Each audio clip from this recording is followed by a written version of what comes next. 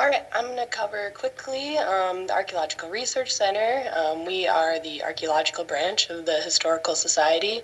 Going to cover a few things that we do, and then specifically a few things that have changed in the last 25 years. So, like Chelle said, I'm Cassie Vogt. I have been the state archaeologist since 2022, so about a year and a half now.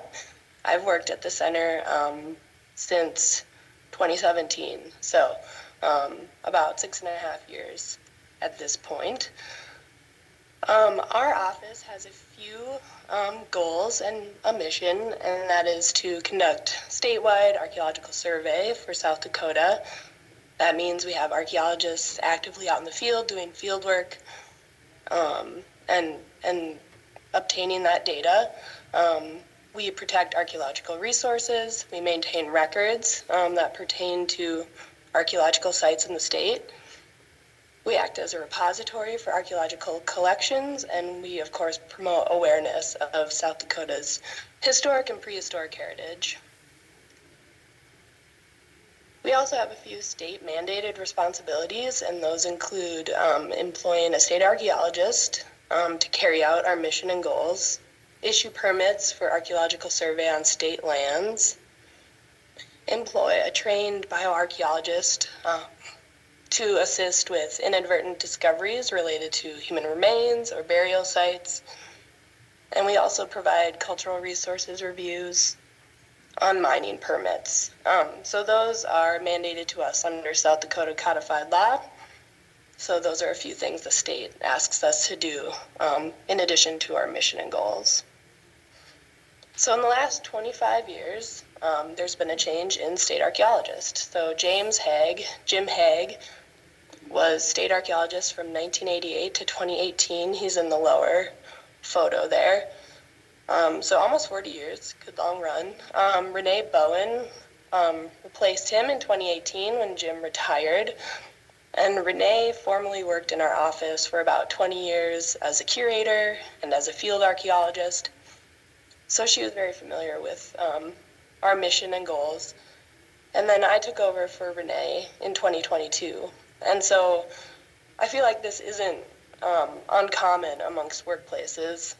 In the last 10 years or so, there's just been lots of retirements, and which has kind of allowed for a new wave, a new group of archaeologists to come in.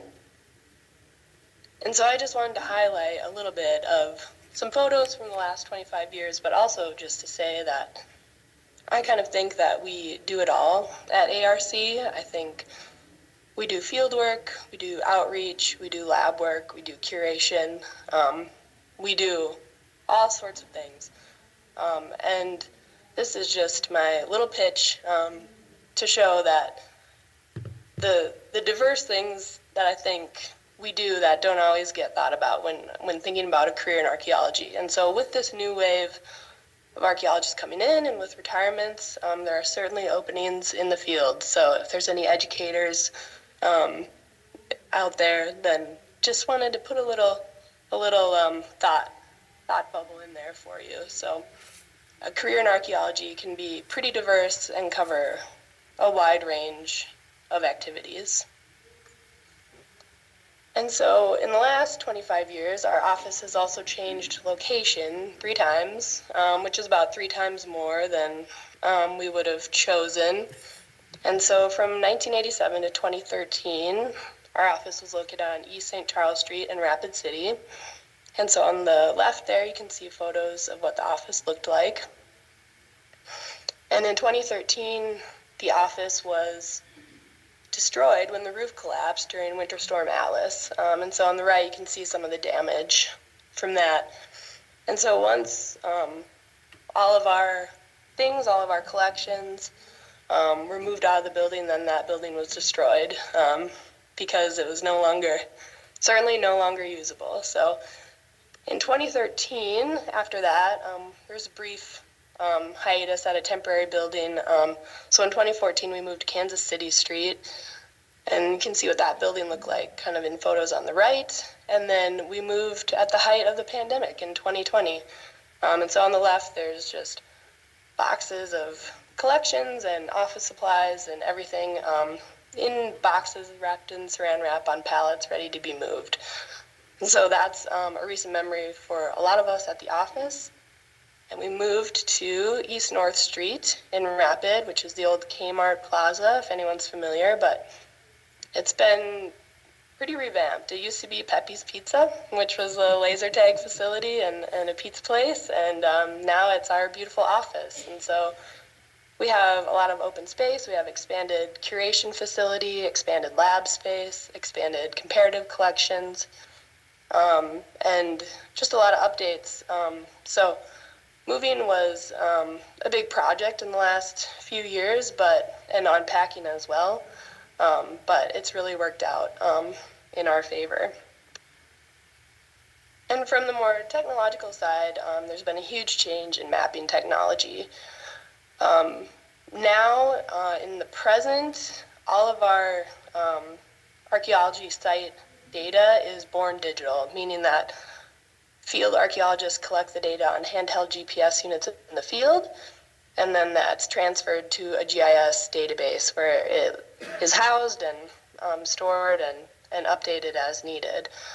On the left here is a 1960s hand-drawn map of a site, and then on the right is that interpretation over aerial imagery. So there's obviously a lot of drawbacks on the paper version, which was used all through the 90s until about the mid-2000s. The ability to read a topographic map, the ability to interpret someone else's map and kind of key, those are some obvious drawbacks. Here we have sort of the progression of site mapping since the 90s. So on the left, that image would have been created using kind of like a Mylar overlay on a topo map to kind of trace the topo lines, and I don't know, really time intensive. And again, that's only a paper version. That couldn't be manipulated in any way except to go back and redraw it. In the center, this is from maybe the 2010s or so. This is AutoCAD. And AutoCAD is, of course, what engineers use a lot and is not necessarily great for what we're trying to do in archaeology, but they made it work. And then the right is what we use today, which is ArcGIS Pro. So again, all the data that's displayed was captured in the field by the archaeologist and is then just projected and stored into the database to be used and changed and manipulated for all sorts of ways. And that never goes away, it's always there. And then this is kind of the progression of master site maps, if you will, from paper to what we use today, which is, again, ArcGIS Pro. And so on the left, this would be a master topo map with hand-drawn site boundaries, handwritten site numbers. It would have been what archaeologists consulted before going out in the field. All that information was eventually migrated to ArcMap in the early 2000s, which is the middle image there. That's a screen capture from 2010, which shows what the software looked like sort of in the early days of using it. And then on the right is what we can create today with ArcGIS Pro. This is called red relief imagery. It uses LiDAR data to sort of display a 3D image of landscape topography. So it's come a long way, and you can tell that that's pretty easy to understand what the landscape looks like versus the center map, your standard topographic map. So I just wanted to touch as well on a few things that haven't changed. We still keep paper records. We have filing cabinets full of site forms. We have shelves full of survey reports. We use the same Microsoft Access database for housing our site information, for better, for worse. So some things have certainly remained unchanged. Our fieldwork techniques are largely the same. These photos are from the 80s and 90s, and they could have been taken, this week. Very similar processes There's, of course, new technology available for field work, but on the whole, the nuts and bolts of field work are mostly the same. But of course, now we're taking photos on digital cameras instead of film cameras. And then the state and federal regulations that guide archaeological work and required cultural resources considerations have largely remained unchanged as well in terms of the work that we do in our day-to-day. So that is all I have, and if there's any immediate questions, I can certainly take those. What is the role of the Archaeological Research Center when it comes to NAGPRA? Is that correct? Yeah, absolutely. So that's the state has its own sort of burial-related law that mirrors NAGPRA, which is on a federal level. But we are the branch of the Historical Society that would handle those situations. And so that is why we employ a trained bioarchaeologist. We refer to him as our burial coordinator. When those issues come up on state or private land, we would be the responding agency. When those issues come up on federal land, then the federal agency is responsible. And so as part of our repository, we also house a small amount of human remains, burial items, things like that, in a safe climate-controlled space, and we conduct consultations with TIPOs and work to get those things repatriated on an ongoing and regular basis. So, good morning, everybody. My name is David Grabitske. I'm the museum director as well as the assistant director. Let me find the display monitor.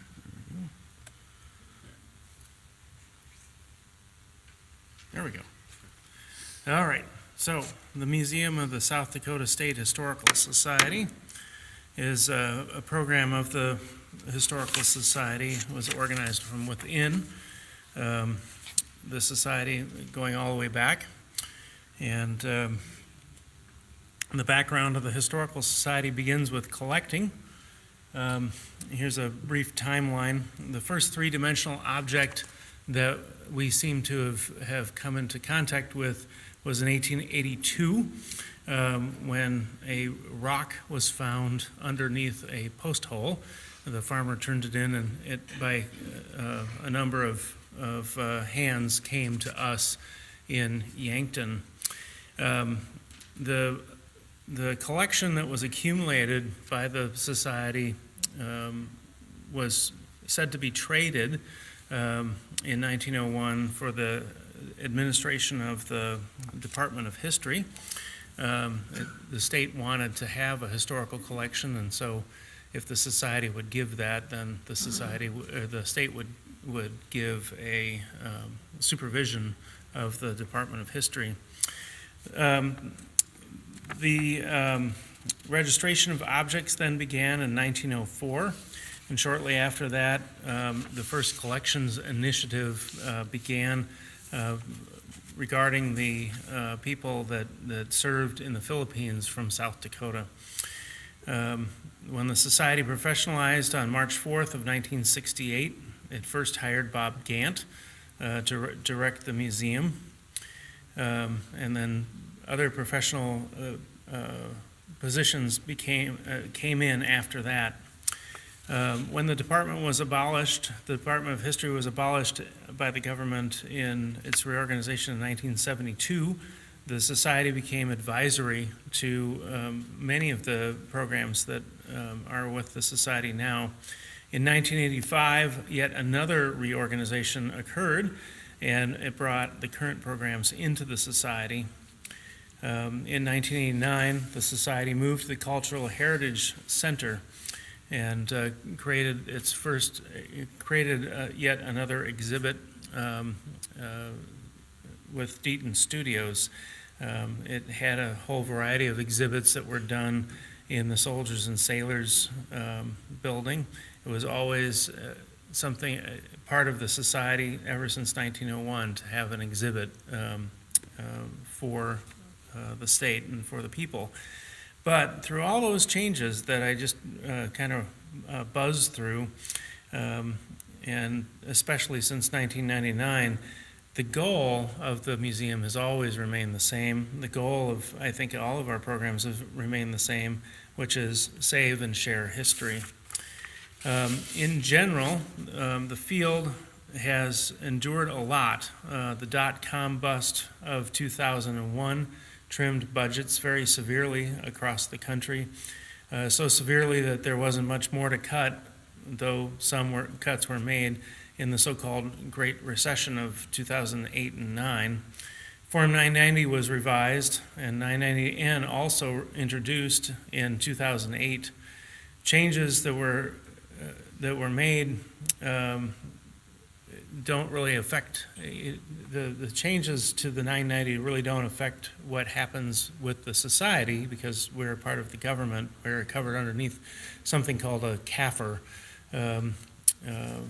But we do need to know something about the changes to 990 because we interface with a whole bunch of museums across the state, all of the museums. Anyway, then the COVID pandemic that came in 2020 that Cassie mentioned introduced whole new things like social distancing and much reduced visitation. Through it all, what we collect and tell, exhibit, became much more representative and more diverse. We have 3 program areas within the museum: collections, education, and exhibition, and I'll briefly run down those. In collections, since 1999, the real big change has been collections management. Cassie did mention the catalog. In the museum, there is also something like that, and we use Past Perfect Museum software that was introduced in 1999. And certainly by 1997 is when it was introduced, but by 1999 it was the lingua franca of our field. The first two rules of operating a museum really are know what you have and know where it is, and so the software is designed to help us do that. Managing data and keeping it safe have become much more complicated over the years. Collections management systems have gone from desktop computers to networks to cloud-based and online, inviting even more hackers and requiring much more security. So it makes a lot of the systems slower over time. Further, the tools that we use, the various collecting forms, such as the facility assessment form and more, have been introduced in the last 25 years and much improved along the way. For education, content has become king and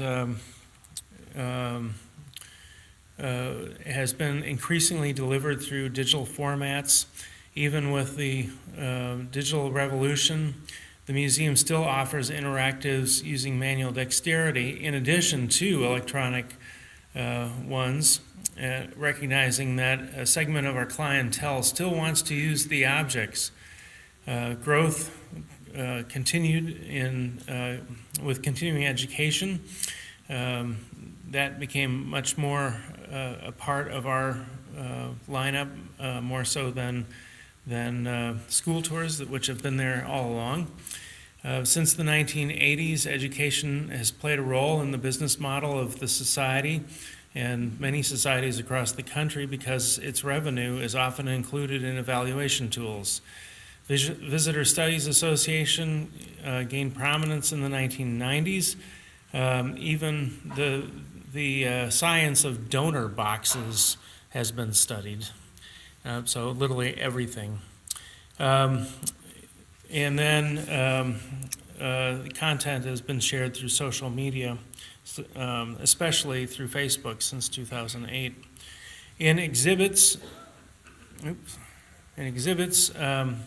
building techniques shifted away from plywood to metal and other design products, and having worked in lumber in the 1990s, I can tell you that a sheet of plywood went for about $5, whereas today it's closer to 80.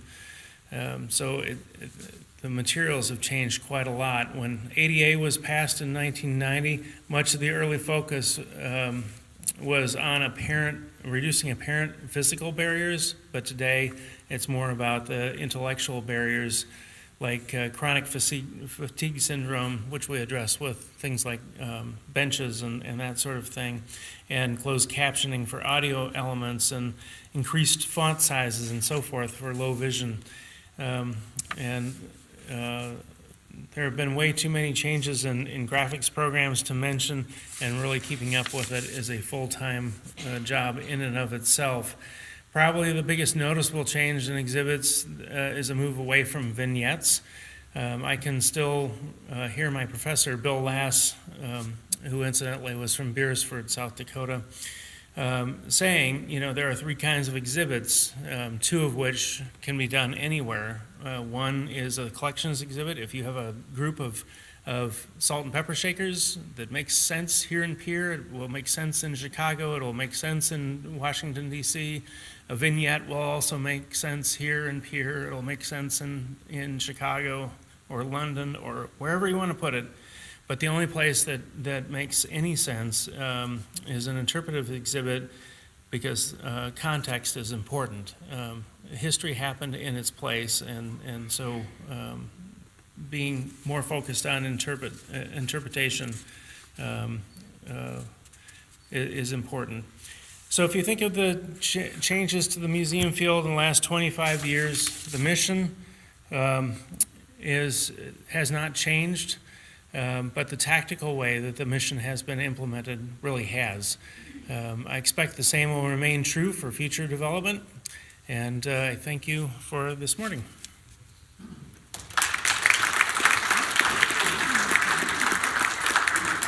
All right. I am Dedra Birzer. I'm the director of the South Dakota Historical Society Press. I think I'm not in the microphone good enough. Okay. And I'm also editor-chief, and I'm the director of the Research and Publishing Program of the South Dakota State Historical Society.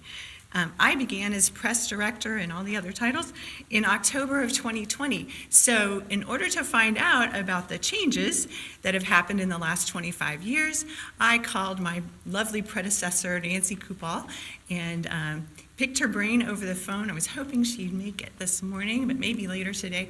And so if you have real questions about everything that's transpired in the since 1979 when she began, you'll have to ask her, but I'm going to do my best to give you kind of a surface level of what I was able to glean from that conversation. Okay, so first I'm going to give you some history of the press and a snapshot of after that, a snapshot of where we are today. Okay, so the South Dakota Historical Society Press began in 1997 and through today, 2024. We are the nonprofit book publishing division of the State Historical Society Research and Publishing Program. And I have to say, I chose this picture of the Dignity statue in Chamberlain because I really like it, but also because I think it really reflects our mission, which is to publish the rich and diverse culture and history of South Dakota and the Northern Great Plains. All right, so this is the best picture I could find from 40 years ago. And here you go, the oldest staff photo. And this is Nancy Kupal, my predecessor, with Historical Society Director Dayton Kennedy and Cultural Affairs Director Fred Lillibridge.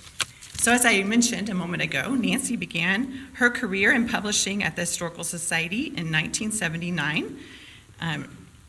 And the Historical Society has had several publications over the years.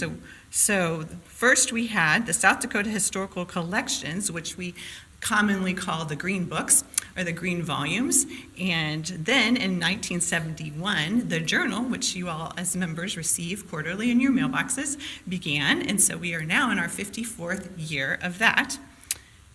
And Nancy oversaw both the historical collections as they kind of ramped down, and the Journal before she began the press in 1997. This photo is celebrating an award, the second in a row, that the that the office received, the Research and Publishing Program received, noting their publication excellence. This came from the Western History Association, and it was the Billington Award, Ray Allen Billington Award, and a very prestigious award.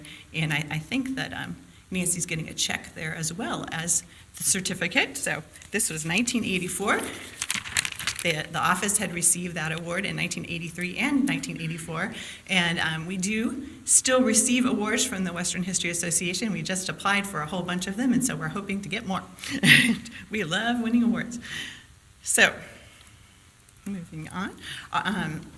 In 1997, Nancy and her staff launched the press, South Dakota Historical Society Press, in their first reprint title, and this is where they started with doing some reprints from those green collections, the South Dakota Historical Society collections, and this was the first book, Dakota, an autobiography of a cowman by W.H.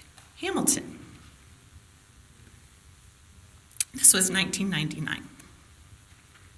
The first original book that was not a reprint that the press published was Building South Dakota, a historical survey of the state's architecture to 1945 by David Epistad and David Wood. And this was in collaboration with the State Historic Preservation Office, and they provided photos and the text and the funding, which was very important. And the book is now out of print, but it was a great first original venture.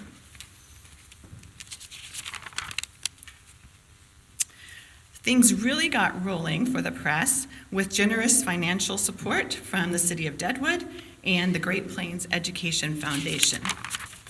With that funding in place, publishing took off with about 5 to 7 new books released yearly. Examples of that publishing, or those publishing ventures, include a Prairie Tales children's book series and the South Dakota biography series.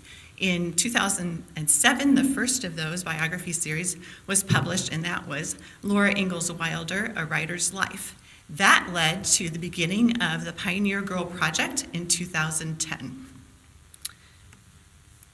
And another somewhat historical picture from 10 years ago. Starting in 2010, staff began to attend the Book Expo America, and they attended that yearly from 2010 to 2019, and it's another one of the victims to COVID, because once COVID happened, then it never came back, and apparently it is never going to come back. But what Book Expo America did was give a national exposure to the press. They were able to get the attention of Publishers Weekly, which is a very important trade magazine, and also to have authors speak on, they have a lot of different event stages there and a lot of book signing events, and that was a very important thing. And I want to point out that I did not cut off Roger Hartley's head here. It was that way in the original picture. So you have your Jennifer McIntyre, who was our marketing director until 2 years ago, and Nancy Kubal. And poor Roger without his head.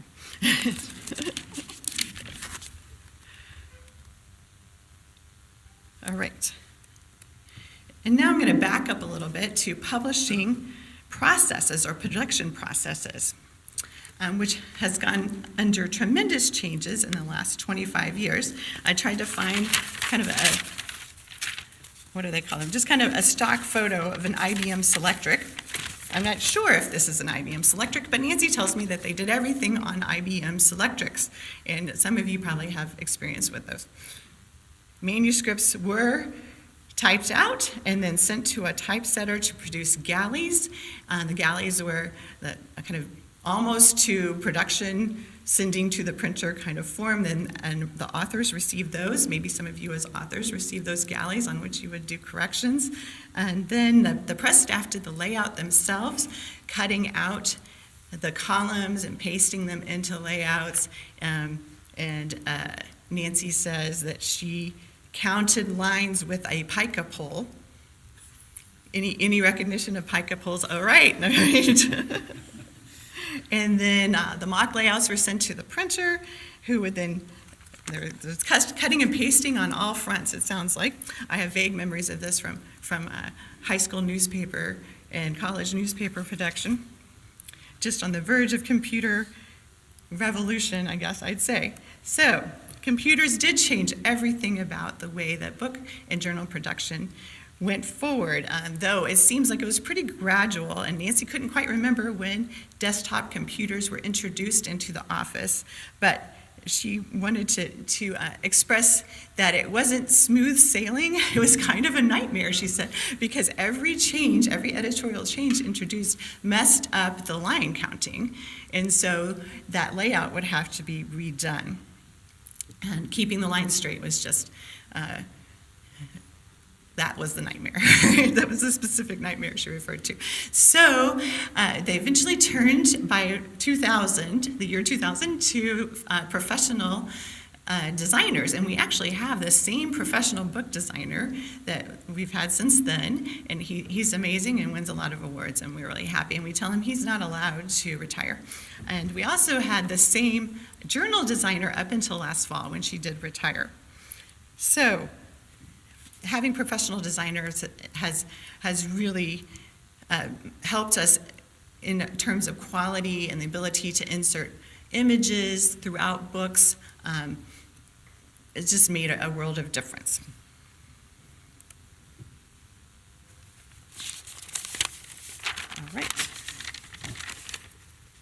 All right, the other huge moment in book publishing, of course, is the advent of online selling, specifically with Amazon.com. And I'm going to find where I am in my notes here. Okay, and I did not look up when Amazon started, but somewhere in the last 25 years, right? At least that's when it's been a thing in my life. So everything about the book selling industry, the book producing industry, has had to be dictated by Amazon, for better or for worse. Everything from pricing to completely upending our daily routine. And my big example of how that daily routine was upended, a lot of you probably know some of this story from the release of Pioneer Girl, the annotated autobiography, in December of 2014. During the pre-order period, Amazon, and continues to do this, they're not somehow equipped to tell publishers what pre-order numbers are. So there were 32,000 pre-orders that were not reported to the press in time to have that first printing reflect that number. So you can imagine the chaos that ensued from that, and trying to find another printer to make up that difference in numbers for original orders. So Nancy, if you ever run into her, she can tell you all those stories, because the demand for Pioneer Girl was completely unexpected and made for a very crazy year, and Pioneer Girl is still our biggest success stories. We've sold almost 200,000 copies of that, and for a small press like us, that's amazing. It's an amazing number. We are on our 16th printing of Pioneer Girl. Also, having our own website has been a big change, where customers can go on that and order directly. All right. And I'm running out of time, so just kind of quickly here. Since 1999, we've published more than 100 books. At least a little over 80 of those are still in print. Some of them are available as ebooks, but not as actual in-print books. And some of those imprints you'll see listed here. South Dakota Biography Series, Pioneer Girl Projects, which now has 4 titles. A lot of illustrated children's books. We add one a year. We've started a line of graphic biographies, and we have 2 more in the pipeline, in addition to the really wonderful American Ace, which is about Joe Foss. And we have recently won awards. You can see recent listed here, and I have the books that have won these awards. Since I'm running out of time, I won't mention those, but maybe you can see little titles here. Come see us at the table in the vendor area, and you can see all of these books and more. We do love winning awards. Also, I want to just briefly mention that with our journal on our website, we have all of the PDFs from the first 44 years now of the journal available, and by the end of this year, we'll have the first 50 years of PDFs of the journal available for free on our website. And also on our website, we have some free audio books for several of our children's titles you see listed here, and you get those by putting that into your shopping cart on the website, and it'll ring up for $0. And those are courtesy of some wonderful grants we received from the South Dakota Humanities Council and the South Dakota Arts Council. And finally, on behalf of the press, I want to thank you for your support of our publications, and I want to shout out to my excellent staff, Managing Editor Slater Savo, Associate Editor Craig Walters, and our newest staff member, Taylor Bloomer, who is the Marketing Director. And if you have particular favorites of our books, consider writing a little review on Amazon or on Goodreads or anywhere else where you can write reviews. That helps us greatly, and our authors particularly love hearing from their readers. Thank you so much.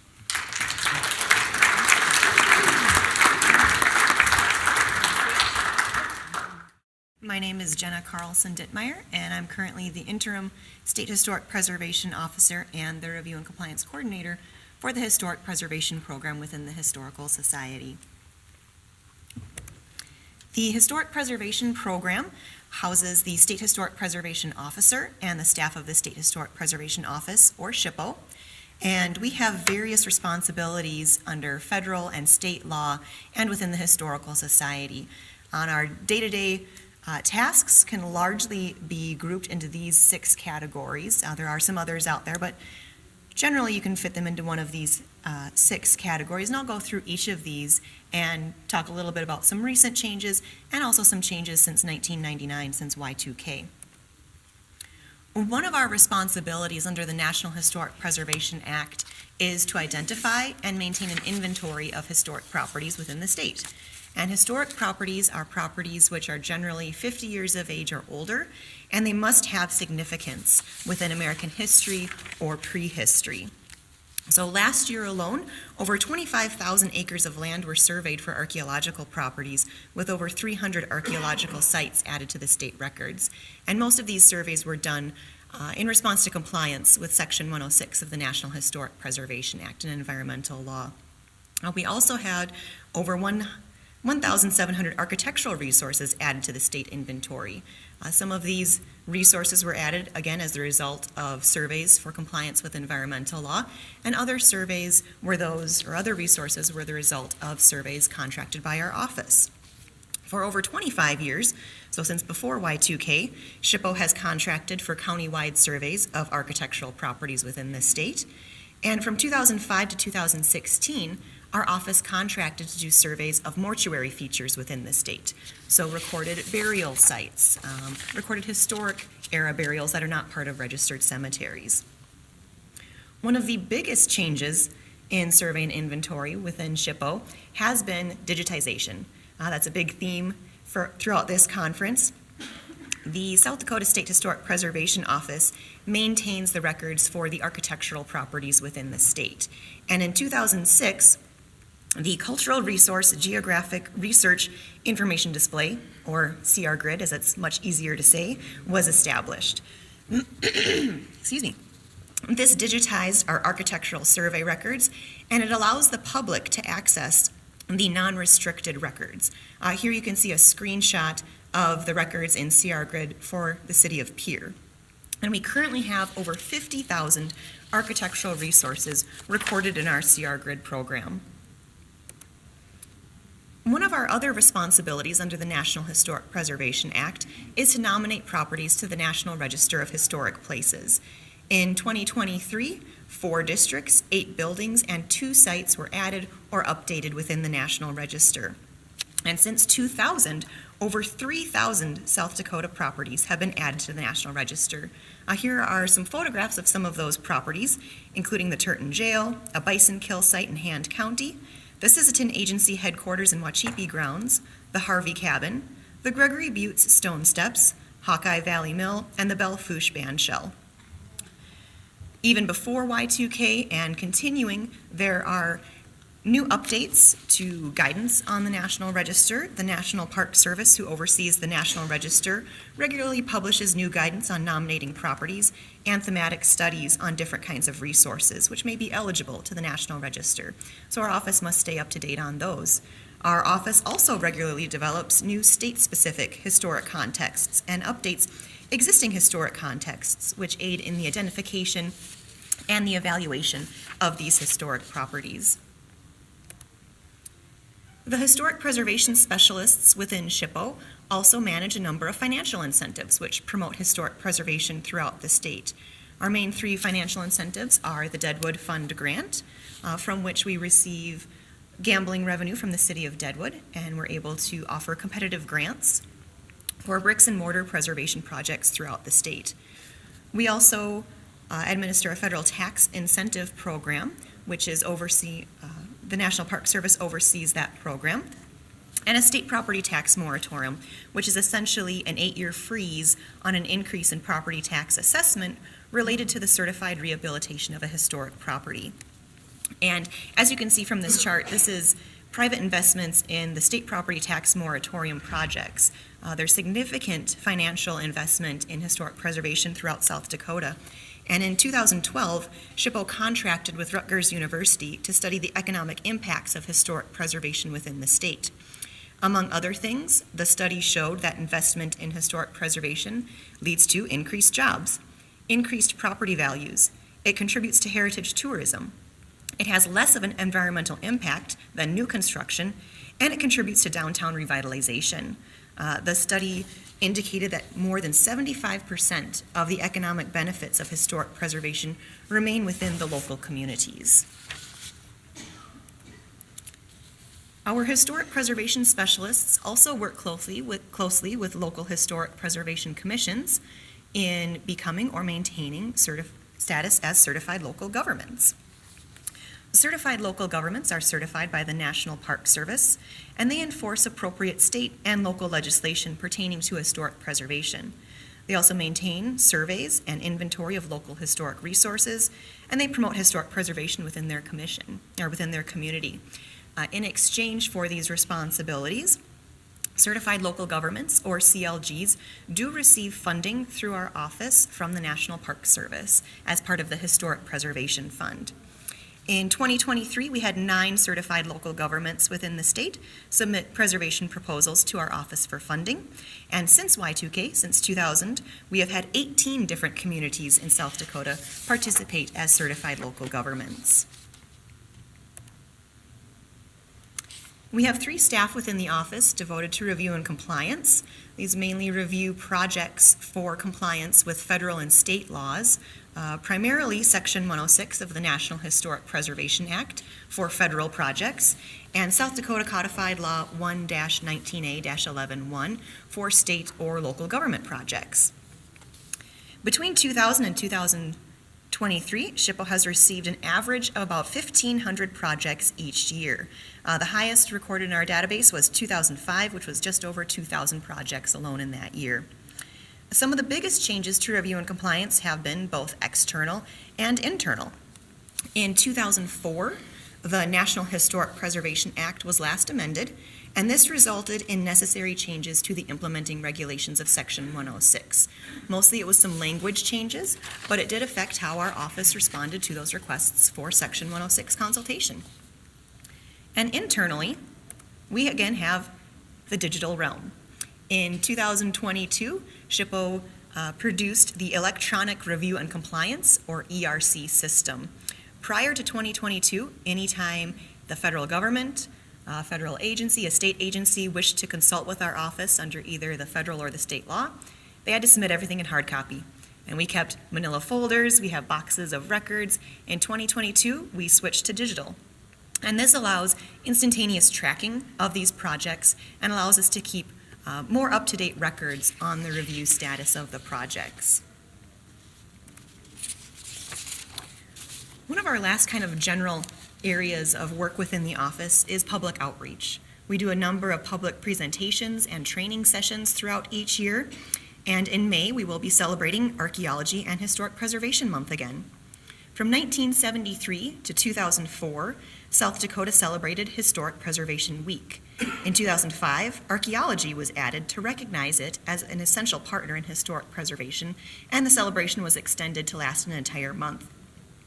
In 2013, our former staff member Paige Olson organized the first archaeology camp with the U.S. Army Corps of Engineers, and this is an immersive camp for students typically going into grades 4, 5, and 6, where they get to learn all about archaeology and archaeological practices and excavation. We will be having archaeology at camp this year, so we're very excited for that as well. And in 2018, our office started an essay contest for 4th graders, looking at historic properties throughout the state and why they should be preserved and why they're important to those individuals. Like every single office, we've had changes in staffing since 2000.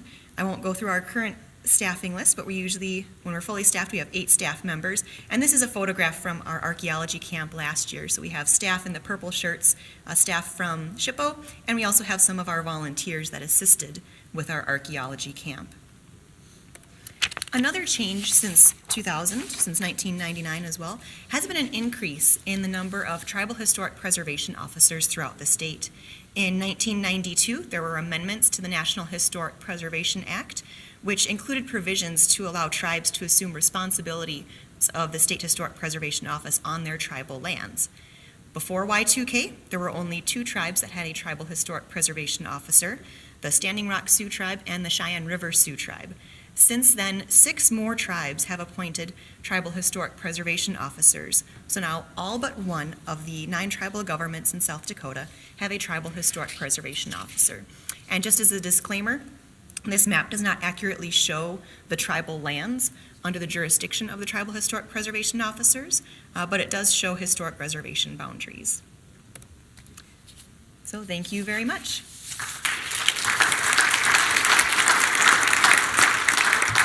Made me laugh. All right. Oh, last but not least, right? All right. My name is Chelle Somsen. I'm the State Archivist for the South Dakota State Archives.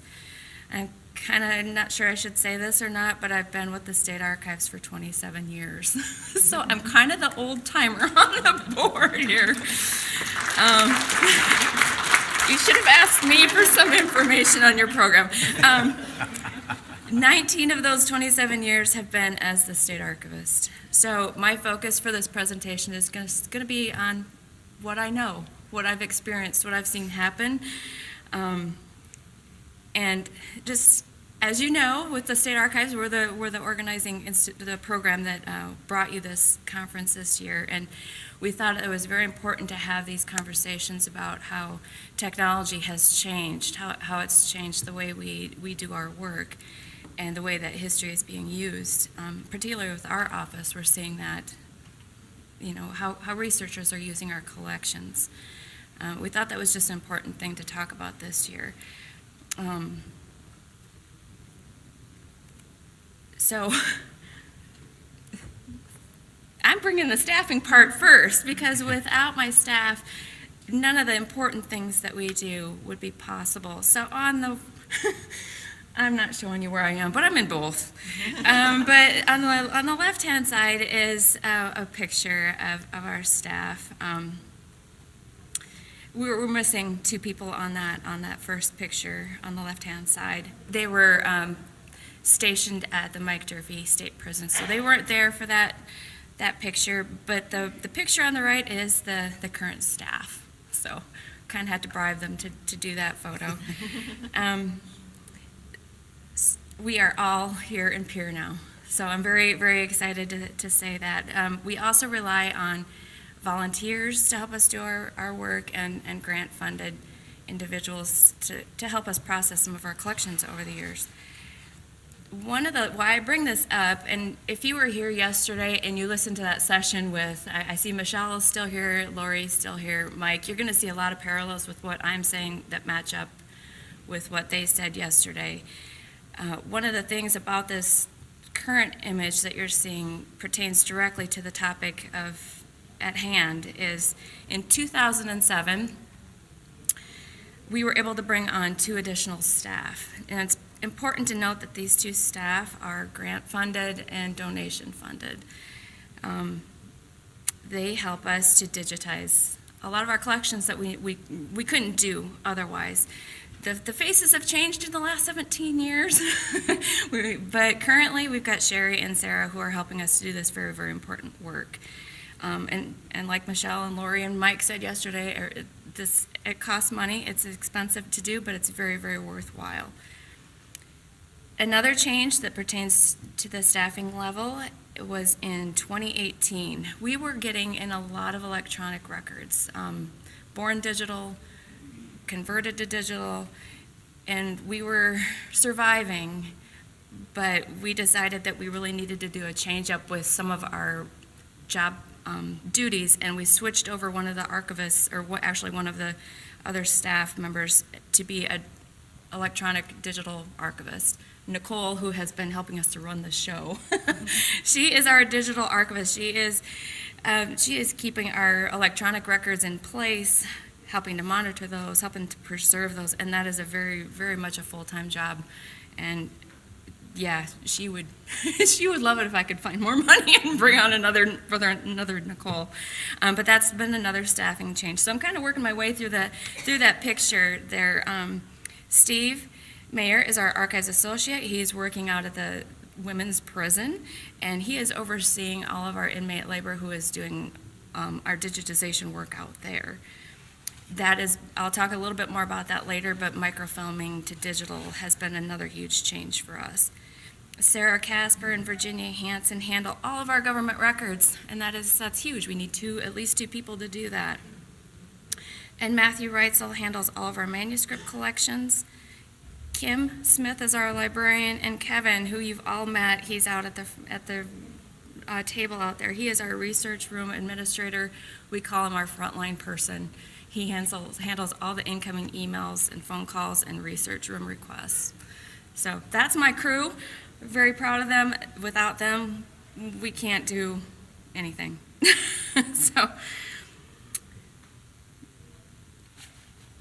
in 2017, so the black and white image there, an opportunity presented itself to move the microfilm unit from the Mike Durfee Prison in Springfield to the Women's Correctional Facility here in Pierre. It took us, my staff who are here have recurring nightmares. It took us multiple van loads, minivans, and one semi to move all of our materials from the prison in Springfield up to the Women's Correctional Facility here in Pierre. We've had a great partnership with the Department of Corrections over the years. It's benefited both of us, but that move really worked out for both of us. For the first time since 1984, all of the State Archive staff and all of our functions were in the same town since 1984. So that was huge for me in particular. I mean, in the day and age of, remote office working and stuff, that's now. I was making a lot of trips back and forth to Springfield, so I'm pleased to not be putting on those miles. As a side note, with the renovations that are underway right now, we will be having another party in the archives office very soon. David tells us later this year, early in 2025, the archive staff will be partying again because for the first time, we will all be under one roof. As part of the new renovations, our microfilm unit our special projects program is moving from the women's facility to the Cultural Heritage Center. So we're very stoked about that. We will all be together for the first time in 40 years. You'll also see images here of changes that I've seen since I've been there. The research room, when we vacated the building for the renovation, that's kind of looked like that, but over the years we've shuffled things around. We've added more bookshelves to that room. We've added more microphone cabinets to that room. We got rid of some things. We added more computers for our researchers that were coming in. We adapted some of our microfilm readers to be digital microfilm readers. So that room has changed quite a bit. I mean, not so much in format, but in what was available in that room. We also noticed changes in our library in the sense that there's no more room. And then also in our storage, which is on the right side there, which is also was running, we were getting creative with our storage spaces. So needless to say, my change, my tie here is that we are very excited for this big change that's coming our way. So technology. This is just a quick screenshot of our website. That is one of the things I've noticed over the years. When I first started at the society, the website, it was what it was. It was the latest technology of the time. It had basic information out there on the Historical Society web, address, phone numbers, kind of what each program had available. But over the years, we've just added more content. At one point in time, I was one of the webmasters for the page, and there were several staff that knew how to add content, and since that was a dangerous thing, especially for someone in the archives, because we kind of blew it up. We added more and more pages, more and more content.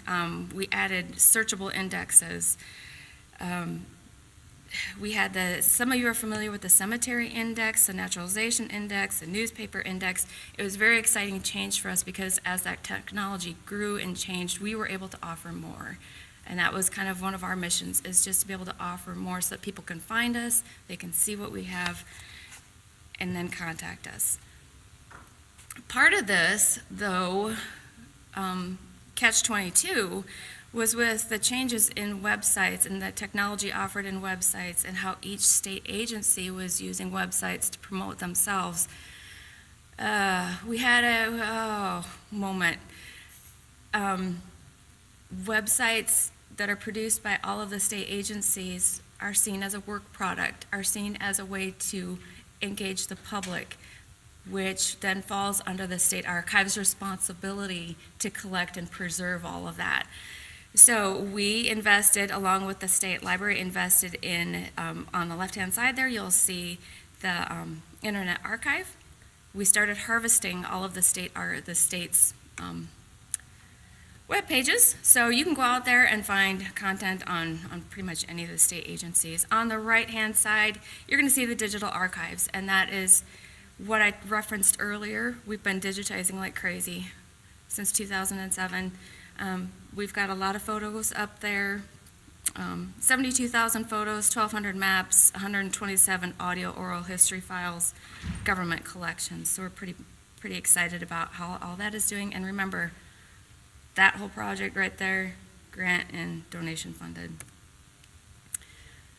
How we do work today. So, remember that I mentioned that we moved from Springfield to Pierre. So these are some images of our scanners that we have out at the women's prison.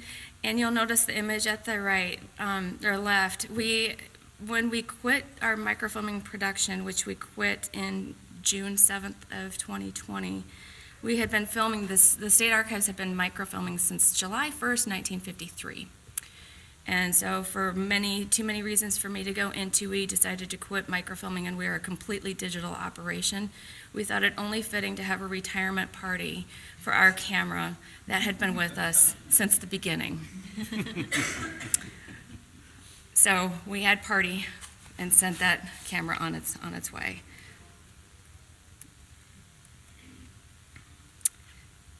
Changes in how we do our work continue. We have digital databases that we make available to the public on our website so that you can find what our collections are. We also participated in a grant with National Endowment for Humanities, and so we were able to digitize some of our newspapers and make those available. They're on Chronicling America. Easy to find. Just look up Chronicling America and you can find South Dakota newspapers on that site. We're really hoping to continue that project with NEH and keep that project going. I think I'm getting the warning. I am out of time. So, just to kind of wrap it up, the way that we do work, that is a screenshot of how our research room looks on the left-hand side. We have way more computers, digital scanners, and the image on the right, if you can count how many computers are in that screen, I will I'll clap for you.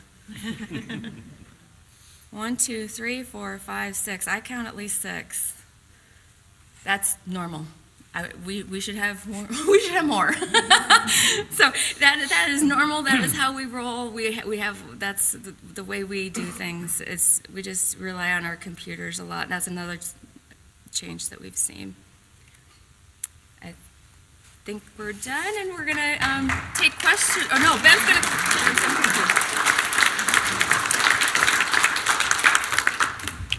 Well, thank you all. I'm Ben Jones. I get to lead these, I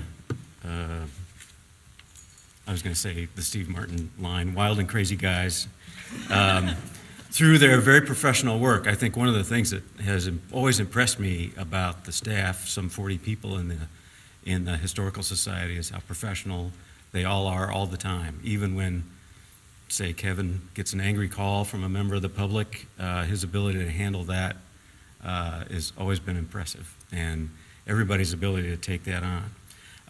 As I listen to all three of them, what I'd like to do is just kind of summarize the work of the Society across the divisions.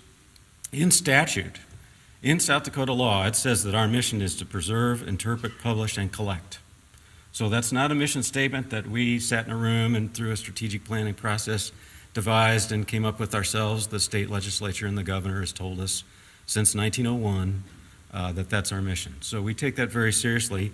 And as you walk through the division presentations here today, you probably saw one of each aspect in each one of the divisions, sometimes multiple aspects of preserve, interpret, publish, and collect. The drivers of change, though, in the 21st century has been a constant theme through here. Technology is certainly a driver of change. It brings to mind, too, the Indiana Jones movie, where he's standing up in front of his archaeology class and he's saying 90% of archaeology is done in the library. If you walk into the Ark in Rapid City, you see an archaeology library. They are storing information, archaeological information that's relevant to their work. And according to that other Dr. Jones, 90% of all archaeology is done there first in a library in order to find where, later in the line, he says X marks the spot. Before they go out in the field, they get prepped to do that. I've been very impressed with looking through the archaeological records and seeing the first record on a site being Richard Pettigrew, because he was out there in the 1870s and 80s creating archaeological records. And we can, through a professional way, find out what Richard Pettigrew, W.H. Over, and some of these other folks were doing way back at the late 19th century, early 20th century. But technology is a big driver of the change, not just in the 21st century, but all along. And technology to manage that information, to manage those collections, to maintain the access to the public, to maintain the access to the researcher, so that they can do historical change, or historical interpretation, and historical publishing, and understand our past. Another driver of change is retirements. People age, move on, new ones come up. We have one of the newest archaeologists in the state here in the back of the room. Camille's joined us for the conference. A lot of young faces have continued to arrive in the society, and we're very thankful for that.